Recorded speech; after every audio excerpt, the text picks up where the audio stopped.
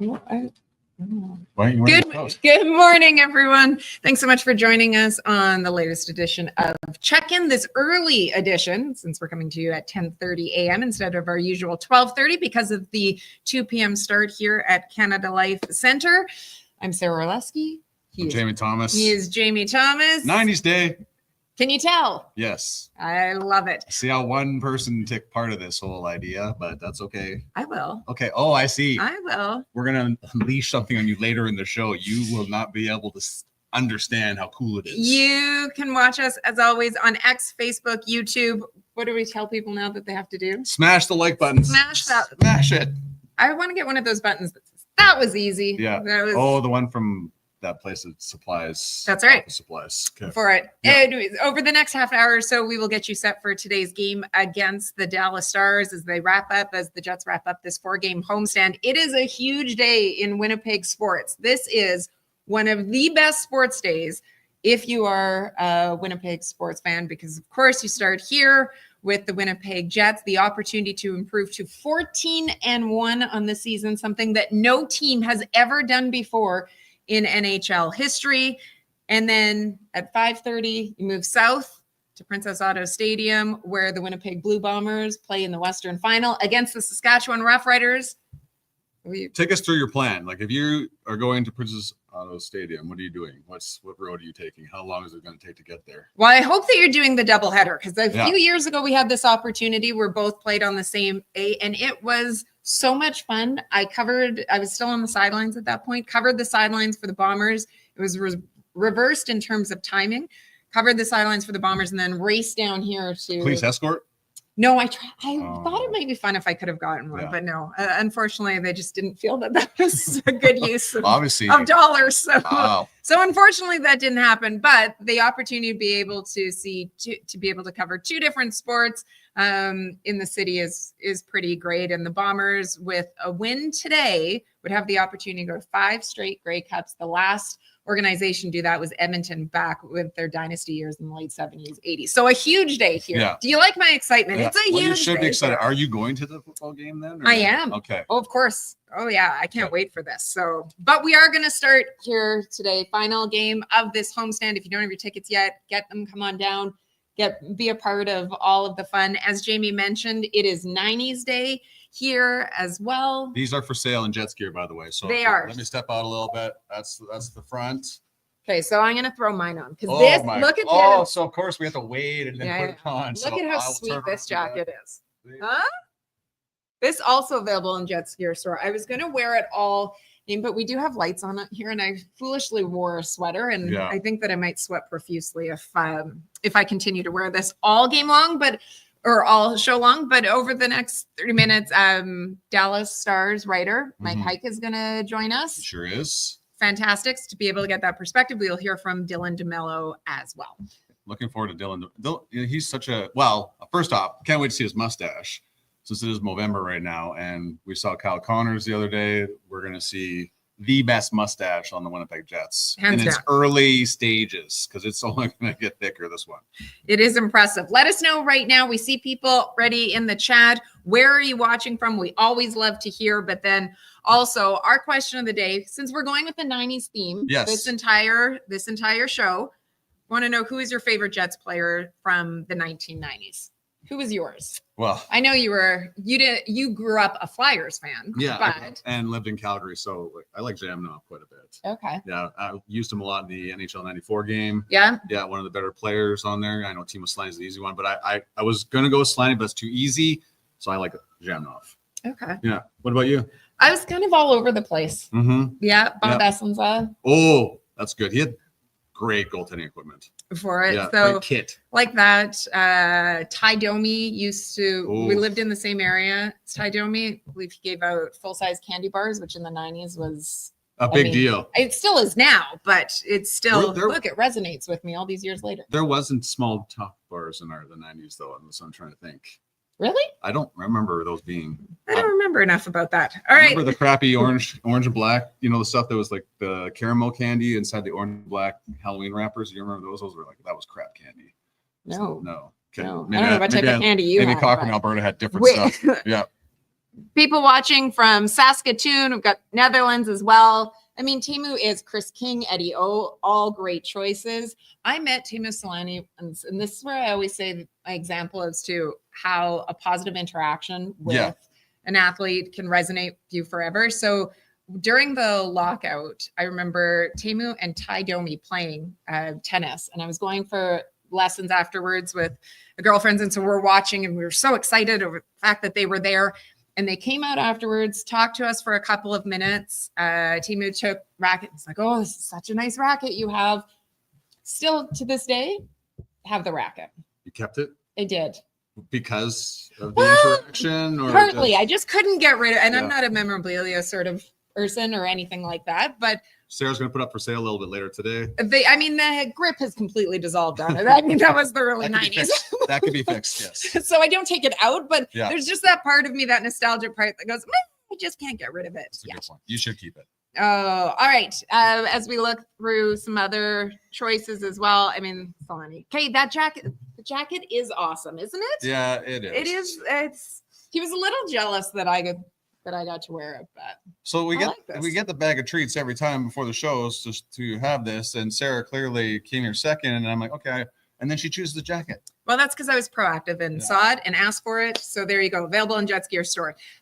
Take a look at this 13-1 team so far that and the success that they have had. When you look at the comparison, the only other team to reach 13-1 ever were the Ottawa Senators. Correct. And I think do we have a graphic? I wish I could download that one. Okay, so, never mind. I owe you one. Very sorry. Awkward. It is a little awkward right now. The great thing though we've seen is that the Jets have found different ways to win. Last game though, had to do it through a different way that we haven't seen. We have seen over the years, Connor Hellebuck have to steal them games. We haven't seen it yet this season. Let's be honest. We did Thursday night. Yeah, we saw a lot of it. So natural stat trick who keeps track of all the types of opportunities that teams give up. So the high danger scoring opportunities, it was 10-2 in favor of the Avalanche over the final two periods. Jets played a great first period, and they get the only goal of the game early on, like $6 into the game. But I think the best way to look at it as, and the question was that extra 10%, like Niederreiter racing out and icing, Dylan Samberg staying stride for stride with Nathan McKinnon, just the block shots, the extra efforts that really didn't show on the stat sheet were there. So they were taking away the slot shots. Colorado's great at going low to high and firing shots looking for the tip. Jets took that away.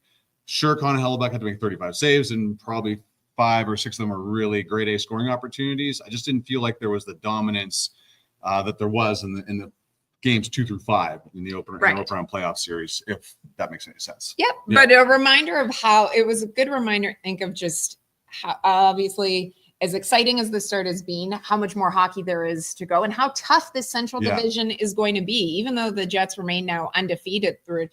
You look at the success that they have had in terms of offensive production against other teams. Yeah. And then how tight the Central Division is right now. Their wins so far, 2-1 in overtime against Chicago, 2-1 in overtime against Minnesota, 3-2 against St. Louis, a 3-0 win against Utah. But I mean, that one was goals, right? It was just the one, but but I mean, it was 2-0. It was still a tight game. And then the 1-0 win. So all more or less 1-goal games are very tight. And we haven't seen the widespread maybe that we've seen, the dominance that we've seen in other ones. So you even look at, the question was brought up yesterday after the Jets lost their only game of the year to Toronto, 6-4 here at Canada Life Center. The response was amazing. They go into Detroit, win 6-2. They go into Columbus, win 6-2. So those big, wide margins of victory have not been happening against the Central Division, which is exactly what we expected when the season began. It's just a different type of game. And it will be another tight checking affair with Dallas in here. Dallas does not give up a lot. Mark Scheifele talked about that yesterday as well. But, it's what we've come to expect from the Central Division. It's made the games fun to watch, and it'll be a long season in terms of jockeying back and forth. Now, Winnipeg, of course, has this big lead on everybody because of their start, and they could put some gap between themselves and the Stars here this afternoon. Yeah, Dallas has been so consistent in the way that they play, the style of game that they play, even though they have some new faces in their lineup. it's still something that's very consistent with the job that Pete DeBoer is doing over there. No morning skates, obviously, with this being the 2 p.m. start. The Jets did practice for about half an hour yesterday. They worked a lot on breakouts, was a point of emphasis for them. Those ones. They were not. So turnover was the point of neutral emphasis. zone. We didn't see any lineup changes. We'll wait to see whether or not there are any when we look at warm-up, but I wouldn't really expect any, considering that they're about to go on the road after this one for 4 games against Eastern Conference teams. Oh, perfect. Perfect timing. Perfect timing. Let's bring in our guest, Mike Heika from allstars.com. Mike, how are you today? I'm doing great. I'm very excited about this game. So you like our outfits, Mike? It's 90s days. You're probably like, what have I got myself into? That's right. No, it's just 90 days. You're lucky that we didn't go even more. So we tried to find sun ice jackets. Yeah. The OG ones, but it appears that we didn't keep them for the last 30 something years. And our bright sunglasses. That's right. Yeah. You want to start off with the first question? Sure, Mike, let's get right into it. I want to ask you about some of the players specifically on the Stars team. And I was, I have to admit that even though I've been following along, maybe not close enough to realize the start to the season that Matt Duchene has had for the Stars. What has he meant to this team early on, and what have you seen from his game? His line's been the best line consistently, and that's even with Tyler Seguin and Mason Marchment missing a couple of games for injuries. So he's been the driving force. Pete said the other day he's probably their best forward so far. And then I think the other interesting question is, what has it meant for Matt Duchene? Because he's a very talkative guy, introspective guy. And I think what he went through last year with Nashville and then coming to Dallas and playing well and then playing okay in the playoffs, but, having a big hunger. He really worked hard in the summer, I think. And he's in a good place in his life where he really would like to succeed with a hockey team in the playoffs. So last year, that was the first time he'd gone to the Western Conference Final in however many 14 years of hockey, which you wouldn't have thought that, having played with Colorado and Ottawa and some very good teams, Nashville. So this is a great opportunity for him. And I think that it's reflected in his just everything he does, the way he prepares, the way he plays. I think it's going to be fun for you guys to see him because when you watch him on the ice, he looks like a really good player. And you're like, oh, look, there's Matt Duchene. And this is a guy who was drafted 3rd overall, has played, in the Olympics. It's nice to see him back up at that level. And he's what I like seeing very quickly too. He's 33. Yep. I like seeing, let's be honest, Yeah. even though 33 is young by our standards, Yeah. when it comes to hockey now and everybody seemingly younger, and the emphasis on that, I love to be able to see players be able to have maybe even a little bit of a resurgence or find their game when they're 33. That's good. That's well thought out. I like that. Well, I like that. Stick up for the older guys. Well, that's right. Still very young, but yes. One of the younger guys on the roster with the Four Nations face-off coming up in February. The rosters are going to be announced next month. Now, Connor Hellebuck with his play in the forefront here for the United States in goaltending. Jake Ottinger is there as well. Can you speak to how well he started this year and the depth that the Americans have at that position, Mike? Yeah, the depth is incredible. Jake very much wants to be on the Four Nations. He knows that it's not a lock that he's even in the top 3 for Team America. So I think that's one of the motivating factors for the fast start. He had a healthy offseason, which he didn't have 2 years ago. And so I think that also is contributing. He's been really good. His numbers against Winnipeg are good. I was looking that stuff up. And it's funny because he said something yesterday, the day before, where he goes, well, we've done well against them. And I'm like, oh, okay. He was talking about the team as a whole, but then I look at his numbers and go, well, you've done well against them too. So I do think he's going to look across the ice and say he wants to make a statement. And obviously, Connor Hellebuck is the gold standard for Team USA, and Jake would like to, at least be in the conversation. And I think that's going to be on his mind today. Face-offs can be such a key component to any win and game. Jamie Benn. Oh my goodness. What happened the other night? Wow. In the game against Chicago, 16-0 in the circle for it. Unreal, Mike. What has his early season overall been like? Well, it's funny. So he started out not winning faceoffs, and he's usually been their best guy. And this is one of the top faceoff teams in the league. They do a great job of having a righty and a lefty on each line. And so, they can switch back. They're usually not having to take them on their offhand. And Jamie's been good, but he was struggling because he's the faceoff guy in the number one power play, and they were losing that draw.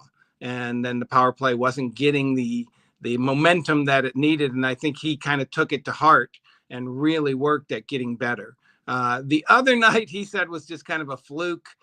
He actually said he lost a couple, that the home ice advantage, he said, for, giving him the win. But Chicago's a younger team. And I think historically younger guys struggle in the faceoff circle. And then Jamie was just on it. He was winning them straight back.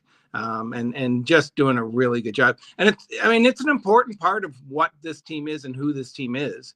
And it can be important in games like this where, I'm guessing it's going to be like a 2-1 game, just because of what these two teams, what their pedigree has been so far, and even for the past couple of years. So yeah, getting the right face-off at the right time is going to be big. Well, Mike, before we let you go, since it's 90s Day, who was your favorite Stars player from the 90s, while we have you here? Wow, I've got a long list. It's funny of guys that I tell my wife I would buy their jersey or whatever. Modano, he is the nicest guy, and he was so good to us. So you have to put him at the top of the list. But the outlier in all this is Craig Ludwig. He is currently doing some podcast stuff on the Stars in Dallas, and he's hilarious, and he tells the old stories. Brendan Morrow got put into the Stars Hall of Fame last month, and Craig was there telling stories too, and he was that way when he played. He was just so good to the media. And so this is 93. They just moved from Minnesota, and they kind of have to sell the sport. Well, right. Having a guy like him, who can relate to the Texans, was really good. So I'd say he's right up there as one of my favorite players. Fair enough. Mike, appreciate your time. Thanks so much for doing this. We'll see you a little bit later this afternoon. Yeah, have fun with this game. Thanks so Mike. much. See you later. Mike Heika, great stuff. All right. This is just one last look at, because You're too hot now? Oh my goodness. Well, Usually I'm freezing have cold in more this commitment than arena. you do. You do, but Wait till you see my hair out of this one. that's right. Yeah. Listening to the Matt Duchene makes too. So TSN used to cover the draft, or used to air the draft. And so his year, I went up to Halliburton, where his family is from, and I went and did a profile piece on him leading into the draft. And it was this big thing because he made these headlines, and the storyline kind of revolved around that all these black flies that they have in Halliburton. Okay. And so he would have to go out in almost a bee suit in order to practice on the driveway all the time his shot. So it was just different. So I go out there. It's, I don't know, beginning of June. It is so hot. I'm very pregnant at the time, and there are black flies everywhere. That's amazing. It's so beautiful. But I was doing a stand-up, and I'm getting this, it was not good. So for years, I always joked. How long did it take you to get the stand-up done then? Well, because there was a lot of this going on. Yeah. But I always joked with Matt for years about it, where I said, it is so beautiful where you live, but I hope I never come up here in the summer. Yeah, never, not in the state. No, not in the state that I was in. Thanks so much to Mike for joining us.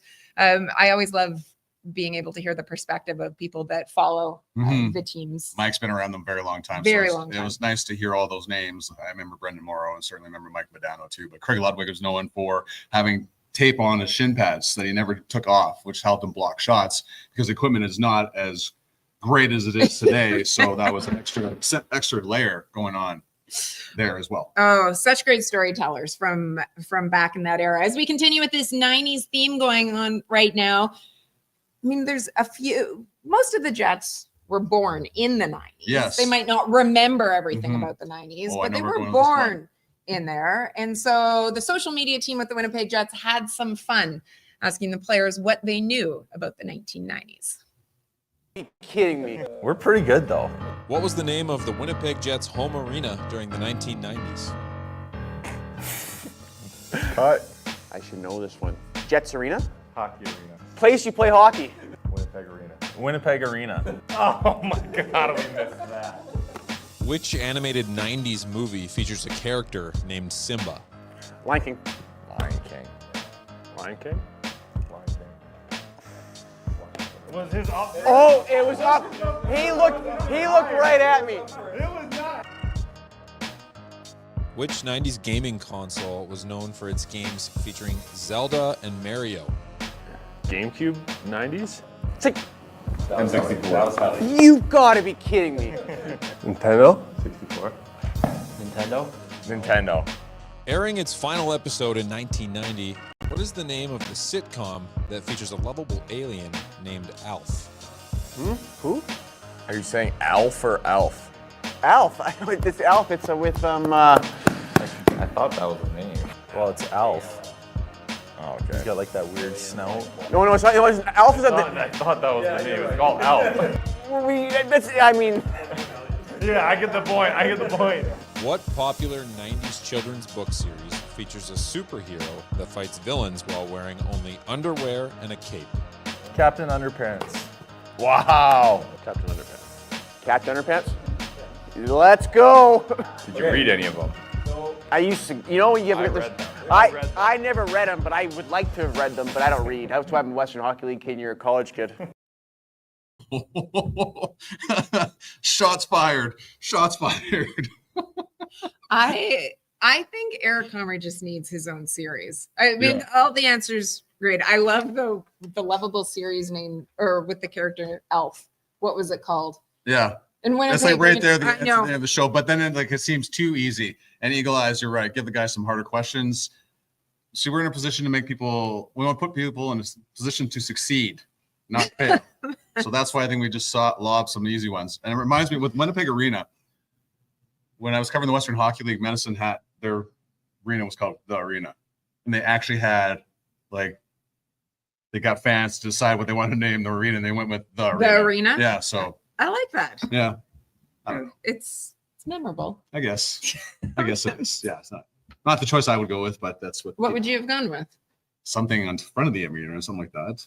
Yeah, sure. It had it was the 90s. It was It had smarty colored seats inside of it though too. So really. Yeah. I'll have to go find a picture of that. yeah. For it. Speaking of pictures, here's some 90 pictures we thought we would have Oh, some boy. fun with Okay, here we go. since Me or you first? Oh, it doesn't matter. No, we're Let's going with see. you first because we All right. want. Here we go. Oh, yearbook oh. picture. How about that? How much gel is in there? A lot. Yeah. And that was low compared to what it was in the 80s. Right. But Look at that. the earrings, yeah. just so that you know, because you obviously can't tell because it's black and white. Yeah, The earrings match the jacket. Mhm. So that was key. yeah, it was key. There I was. Were those heavy though, or that Grade- just, they look? Grade 7, but looking like I was, I don't know, applying to become a teacher or something Right. like that. Yeah, A actually, job. yeah, that was pretty much next. Yeah. Okay. Here we Okay. go. This is me and my grandmother. This is 97, I believe. I think it says, 97. Okay. So there's my Flyers affiliation right there too. So, I'll accept it since it has grandma in it. That's not really embarrassing enough. Like that's well, But what's that's wrong with fine. that? We need an See, 80s Matt says so stylish. Mary Jane Oh. cute. So nobody's responding to mine. So obviously you win again. for it. What junior high school, Sarah? Charleswood Junior High here in Winnipeg. Okay. Was where I went. I do see some questions in the chat about start time today. The Yeah. game time is 2 p.m. The 1:30 time, if you are watching the broadcast, the pregame show starts at 1:30, but you want to be down here. Of course, the game starting at Canada Life Center at 2 p.m. You take a look at this quickly as we get ready to wrap up. Dallas Stars coming in off of their win, but this is a team that has traveled. They were over the Global Series in Finland just about a week and a half ago. So I think they've done 3 countries, 3 games in 11 days. It's something like that. Finland, home, and then here as well. So, Not our problem. okay. It was just a fact. No, it is fact. It was just a But fact. If they look a little off today, that might be the reason why. We could say we'll have to go with that one. Do we need to? You haven't spoken Dylan DeMello yet. Oh, wait. Yeah. Oh, my goodness. Okay. Dylan DeMello. Dylan- I caught Dylan's up with been him. waiting for you. Oh my goodness. Get on the Okay, so bench. mention no pregame skate today. So I caught up with DeMello yesterday to try to set up this game here today. And you go into the game on Saturday against Dallas. This is a 13-1 team that you guys have been able to put together so far. What is it that you can take from that win against Colorado into the game against Dallas? Well, we got a pretty good goalie. That's probably the biggest takeaway out of that game. He for sure won us the game. To be honest, I don't think we liked a lot of our game. Yeah. I guess great desperation at the end on the penalty kill. But we were on our heels for at least the second half of that game. So you got to find ways to win in this league, even if you don't have your best. Luckily, our goalie bailed us out, and I think that's probably the biggest takeaway. What was it that maybe wasn't working for you guys as well on Thursday? Decision making. I don't think we were really clean with the puck and our breakouts, and then getting through the neutral zone, we were trying things that weren't there. And when we were dumping in, we weren't putting it in the spots where we could get it back, and we're really sustaining much forecheck and O-zone time because of that. And just some things on the rush that we were giving up, that duplicating on responsibilities, and so just things that happen over an 82-game season.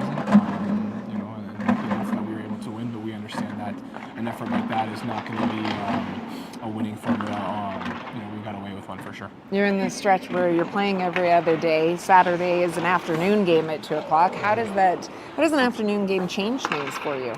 You can go to bed at a good time, I think, is the biggest thing. I'm a big afternoon game guy. I love it on the weekends. It's great.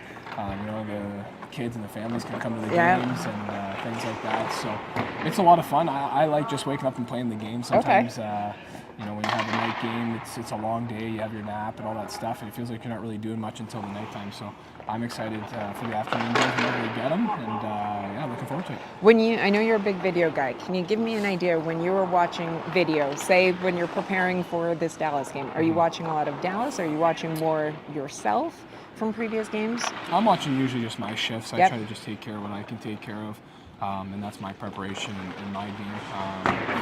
There's some X's and O's things that the coaching staff will show us tomorrow in Dallas, and we know that team too from playing them over the years. They have it's pretty much the same core group of guys, same coaching staff for the last previous season, so we know what that team's like, and played enough times against them to know what they're all about. It's a great test for us, big divisional game. I think it's going to be a fantastic game, and hopefully we can put a good effort in and get a win. Last one, name one thing that as a defenseman you need to be aware of against the Stars.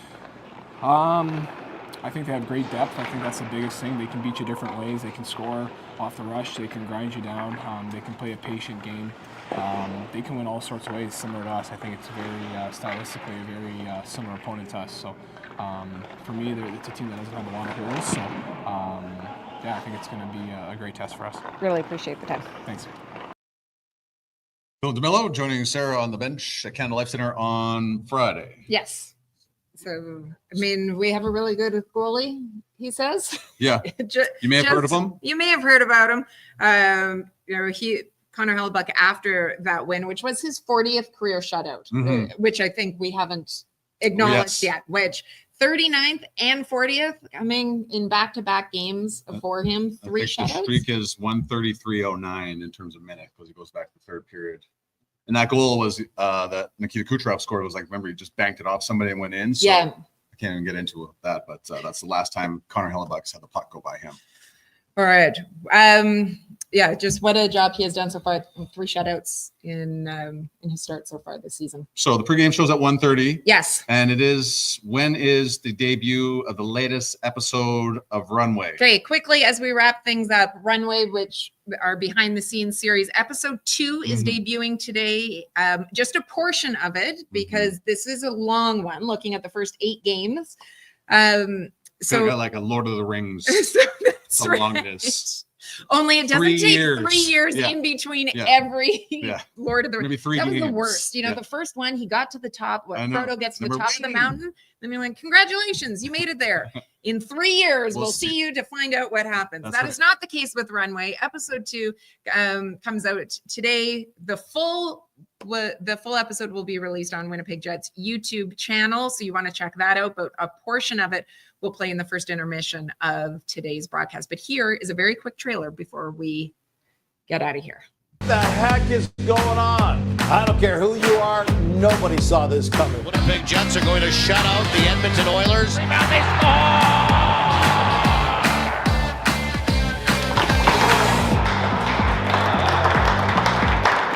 Thanks, guys. I love you all. It gave me the chills. It brought emotions up that I didn't know that we were that deep down. final undefeated team in the league. How do they keep on doing this? Despite their incredible start, not much respect. What are we talking about here?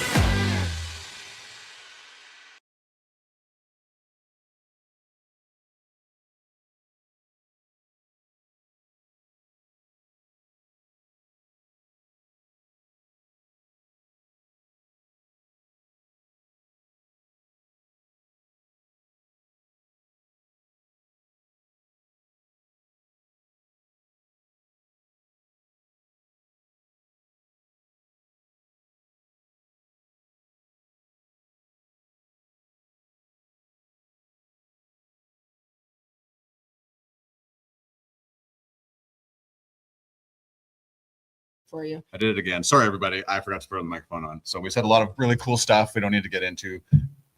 The jacket is somewhere. Jets gear will have it for the time being. We're not sure if it'll be available online anytime soon. For it. All right. That is it for us. I don't know. Are we muted or are we not? I think you should start taking over the microphone part of it. Didn't want to say that, but like, maybe that'll Gregory, happen yes, I for unmuted. Tuesday. Thank you so much. Yeah, Yes, thanks, thank you. Gregory. You're always there for us, buddy. Work in progress. Yes, Mary Jane, we're audio. I know. It's all me. Sorry, guys. At least one of us will be back for the next game. I presume both of us.